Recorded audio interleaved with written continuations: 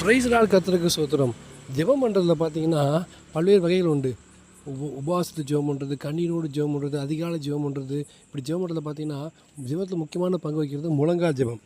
யோபு என்ன சொல்கிறாருன்னா, விடுகிறவனை உம்முடைய வார்த்தையால் நிற்க பண்ணி தள்ளாடுகிற முழங்கால்களை பலப்படுத்தினீர். அவன் தள்ளாடுகிற முழங்காலெலாம் பலப்படுத்துகிறாராம். அதுக்கு மேலே சங்கீதக்காரன் சொல்கிறான், நம்மை உண்டாக்கின கர்த்தருக்கு முன்பாக நாம் பணிந்து குனிந்து முழங்கால் படியிட கடவோம் வாருங்கள். கர்த்தருக்கு முன்பாக என்ன பண்ணுவான்? முழங்கால் படிட்டு ஜெபிக்கணுமா, தளர்ந்த கைகளை திடப்படுத்தி தள்ளாடுகிற முழங்கால்களை பலப்படுத்துகிற வசனம் இருக்கு இல்லையா? அதுபோல் முழங்கால் நின்று ஜெபத்துக்கு செஞ்சோம்னா முயற்சினால் முடியாதெல்லாம் முழங்கால்னால் முடியும். எலியா தீர்க்கதரிசி எவ்வளோ பெரிய தீர்க்கதரிசியாக அந்த போதிலும் கர்த்தருக்கு முன்பாக எப்படி பணிந்து ஜெபித்தார்னா, கர்மேல் பர்வதத்துக்கு மேலே ஏறி தரையிலே பணிந்து தன்னுடைய முகம் தன் முழங்கால் பட குனிந்தாராம். முகம் முழங்காலில் படுற அளவுக்கு அந்த அளவுக்கு குனிந்து ஜெபித்து தன்னை பணிந்து ஜெபித்ததுனால அந்த ஜெபத்தை கேட்டு மிகப்பெரிய அற்புதம் செஞ்சாருங்க.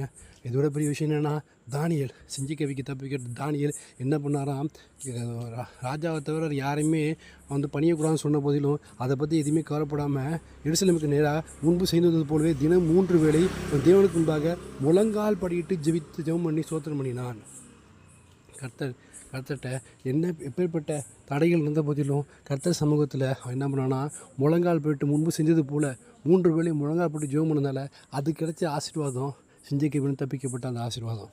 இன்றைக்கி நமக்கு எதிராக முடங்கி கிடக்கிற எல்லா கஷ்டங்களும் என்னென்ன காரியங்கள் முடங்கி கிடக்கு, ஆசீர்வாதம் முடங்கி கிடக்கா, உங்களுக்கு வர வேண்டிய நிலங்கள், சொத்துக்கள், பத்திரங்கள் முடங்கி கிடக்கா, நகைகள் பேங்க்கில் முடங்கி கிடக்கா, வியாதியில் முடங்கி கிடக்குறீங்களா, அவங்க வர வேண்டிய ஆசீர்வாதம் முடங்கி கிடக்குதா, தடைகள் நினைக்கிங்களா, எல்லாம் முடங்கி கிடக்கிற எல்லா காரியங்களையும் இன்றைக்கு கர்த்தர் நீங்கள் செய்கிற முழங்கால் ஜெபத்தினால தகர்த்தெறிய போகிறார்.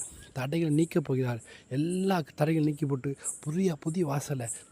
புதிய வாசலை திறந்து கொடுத்து கர்த்தர் ஆசிரியப்படுவார். இன்றைக்கி கர்த்தர் முன்பாக முழங்கால் படிவோம், பணிந்து குறிந்து முழங்கால் படி கிடவோம்.